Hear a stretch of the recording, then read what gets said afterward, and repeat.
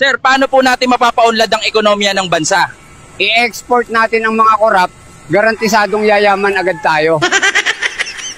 Sir, ano pong gagawin nyo kung kayo ang presidente? Aalis agad ako sa pwesto, baka masanay pa akong magnakaw. Sir, paano po natin malulutas ang kahirapan sa Pilipinas? Simpleng-simple lang, gawing bawal ang maging mahirap. Tapusin agad ang problema. Sir, paano po ba magkaroon ng ganyang katawan? Sipag at tiyaga lang sa bisyo.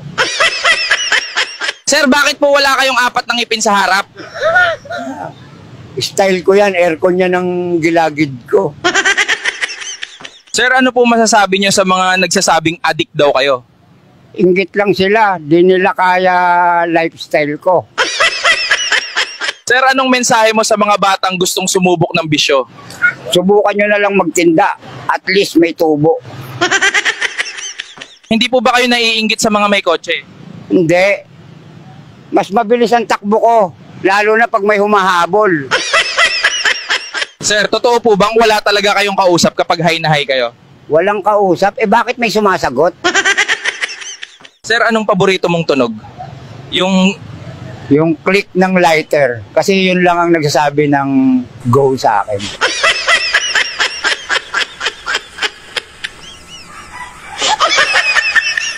Ginoo, ano po ang ginagawa ninyo kapag umuulan? Naglalaro kami ng aking asawa ng 69. Mang Juan, kung ikaw ay magiging pulis, anong posisyon ang gusto mo? 69. Pag ako nagka-jowa, promise di na ako iinom. Pero araw-araw na ang bembang. Sir, may plano po ba kayong tumakbo sa eleksyon? Wala. Kapag tumakbo ako, hinahabol ako. Sir, paano nyo po matutulungan ang mahihirap? Hindi ko nga matulungan sarili ko eh. Sir, anong ginagawa nyo pag umuulan? Nagpo-focus ako, sinusunto ko yung ulan, nilalabanan ko bawat patak. Sir, anong tunog po ang pinakaayaw nyo? Yung sipol ng tanod at pulis. Sir Juan, may pangarap pa po ba kayo? Meron. Makasabit sa jeep nang hindi nahuhulog. Sir, may pakialam po ba kayo sa kalikasan? Oo, pag may pulis, doon ako nagtatago sa puno. Sir, bakit po kayo laging mulat? Baka kasi magbago ang Pilipinas kapag pumikit ako. Sir, anong pinagkaiba nyo sa ibang tambay? Ako lang may imaginary na kausap araw-araw. Sir, bakit po laging baso lang dala nyo? Kasi yan lang ang di ako iniwan kahit ilang raid na dumaan. Sir, bakit po sa tingin nyo nalululong sa droga ang kabataan? Kasi mahal ang tuition, mura ang solvent. Sir, kung may masasampal po kayong politiko, sino at bakit? Lahat, para patas. Ayoko nang pinipili baka magselos yung iba. Sir, anong tingin nyo po sa estado ng kalusugan ngayon? Sakit mo, ikaw gagamot. Tapos pag di ka gumaling, ikaw pa rin may kasalanan. Sir, anong masasabi nyo po sa mga OFW? Saludo ako sa kanila. Kami, nagsasakripisyo sa inuman. Sila para sa pamilya.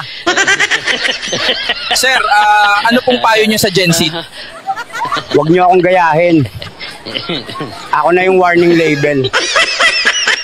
Sir, paano po kayo napasok sa bisyo? Na-curious lang ako.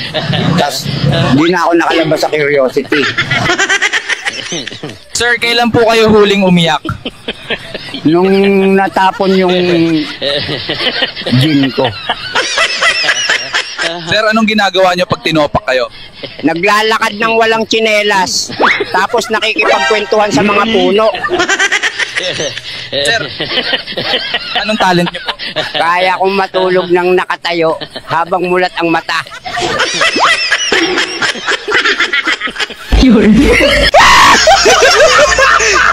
Anong may papayo mo sa mga kabataan ngayon? Mag-aral kayong mabuti para hindi kayo matulad sa akin, nakaasa sa wifi ng kapitbahay. Mark Muray, ilang round kaya mo? 20 ka, nakaupo pa ako. Narinig ko, marami ka na raw napaiyak na babae. Oo, sir. Ang sabi kasi nila, malaki raw ang dala ko.